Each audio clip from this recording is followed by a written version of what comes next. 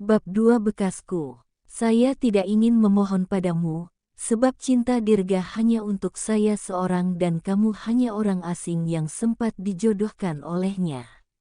Sebagai sesama wanita tentu apa yang harus kamu lakukan bukan? Ucap Aruna kini tengah duduk di kafe bersama dengan Ayumi. Saat itu Aruna mencari nomor Ayumi pada ponsel sang kekasih dan mengajak istri dari kekasihnya itu untuk bertemu dan sekarang mereka sedang duduk berdua berhadapan dengan minuman dan cemilan yang ada di hadapannya. Apa kamu tidak punya malu merebut kekasihku? Bahkan kami sudah menjalani kisah cinta ini selama 8 tahun, tapi tiba-tiba kamu datang dan menghancurkan semua apa yang telah kami rencanakan sebelumnya. Sambungnya lagi. Sebelum mengatakan hal itu, cobalah bercermin terlebih dahulu. Seharusnya saya yang bertanya padamu, apa kamu tidak memiliki malu menyuruh saya meninggalkan suami saya sendiri? Kamu hanya kekasihnya dan saya di sini adalah istri sahnya. Bukannya terbalik, saya yang harus mengatakan jika tinggalkan suami saya bukan. Ujar Ayumi santai sambil menyeruput minumannya. Seharusnya kamu sadar sebelum mengambil tindakan ini. Orang-orang akan mencapmu sebagai perebut suami orang.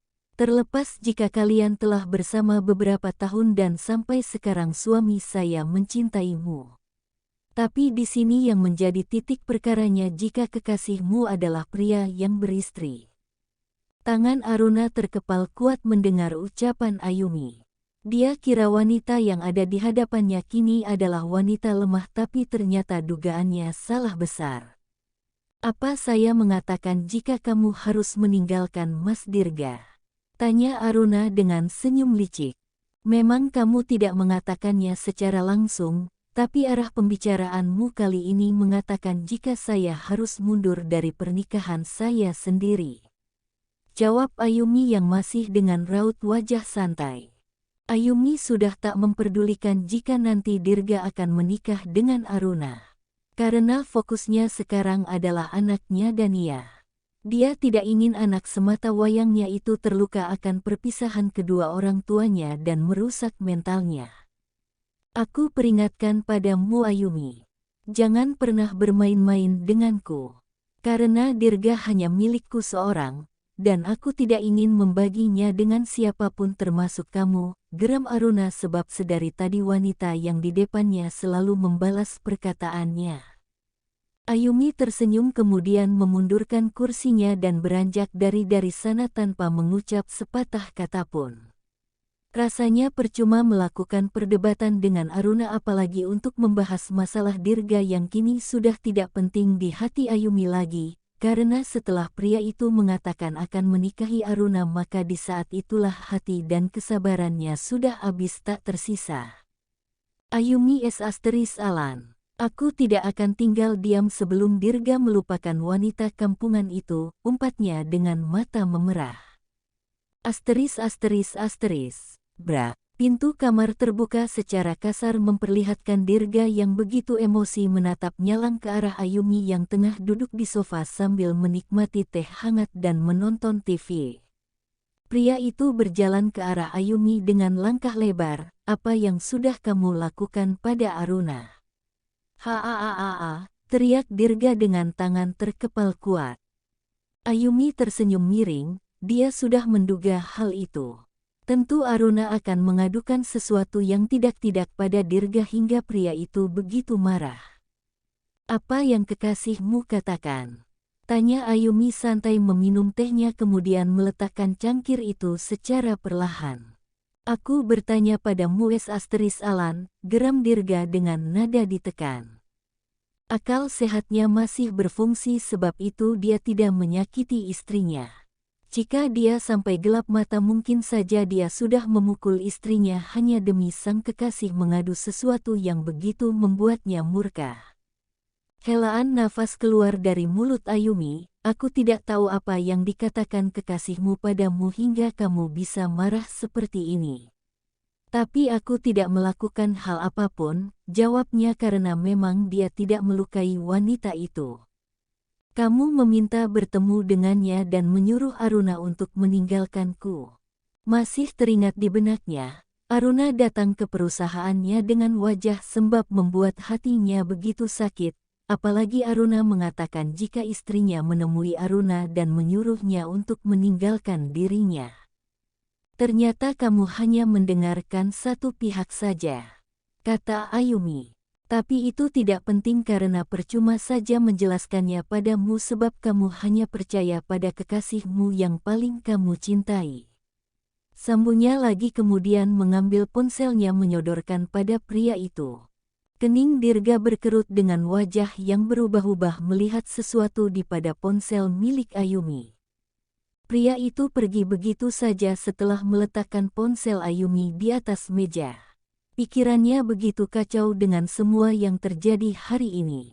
Wanita itu kini duduk kembali dengan helaan nafas berat. Untung saja dia sudah menitipkan Dania pada ibunya jika tidak mungkin anaknya itu akan mendengar kemarahan papanya. Karena besok adalah weekend makanya Dania berada di rumah ibunya.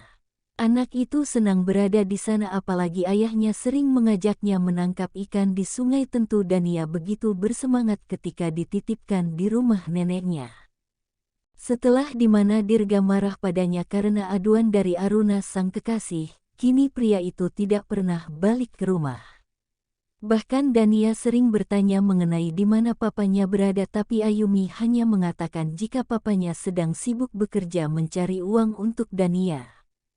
Terbilang sudah 3 hari kepergian Dirga dan sampai sekarang belum juga ada kabar darinya, dan saat itu juga anaknya sedikit murung karena tak pernah melihat papanya.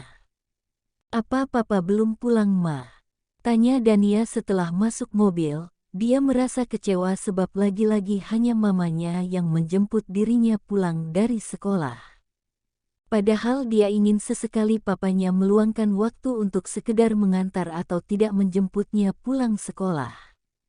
"Sabar ya sayang, papa kan lagi sibuk cari uang.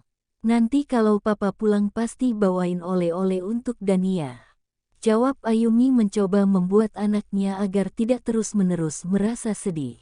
Tapi kan Dania juga ingin papa antar ke sekolah atau jemput Dania pulang sekolah, begitu terlihat gambar kesedihan di raut wajah kecilnya. Ayumi menghela nafas berat. Dania nggak suka ya kalau mama yang antar jemput ke sekolah. Anak itu langsung menoleh ke arah mamanya dan menggeleng dengan cepat. "Dania suka kok Ma, tapi Dania juga ingin sekali-kali papa yang lakuin itu," jawabnya memeluk mamanya dari arah samping.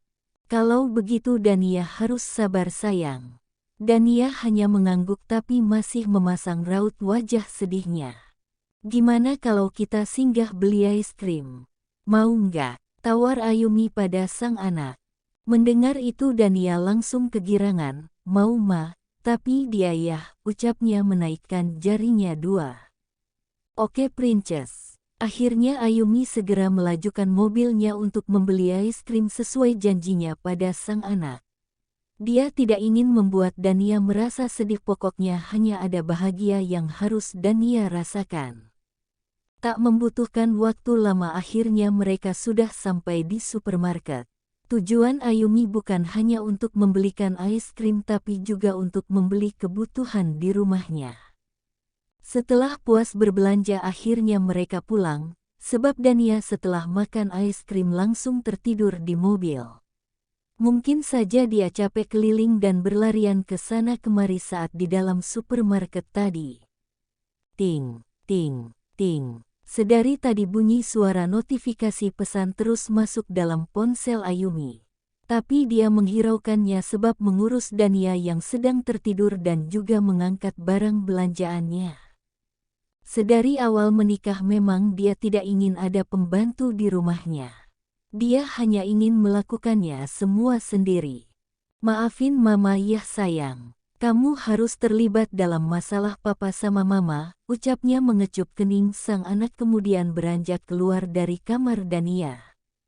Setelahnya dia membersihkan diri terdahulu dan kembali turun ke lantai bawah untuk membuat teh hangat dan juga cemilan untuk teman sorenya.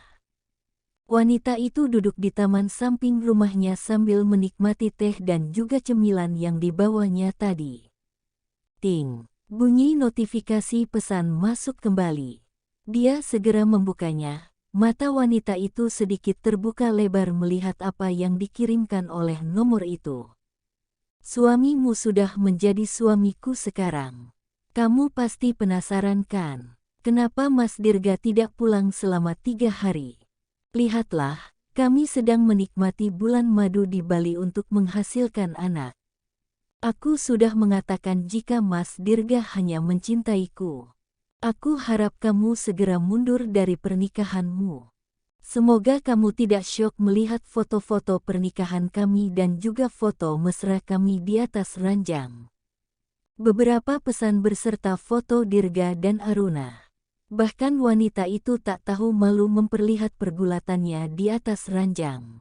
Sungguh menjijikkan. Gumam Ayumi meremas ponselnya dengan mata memerah.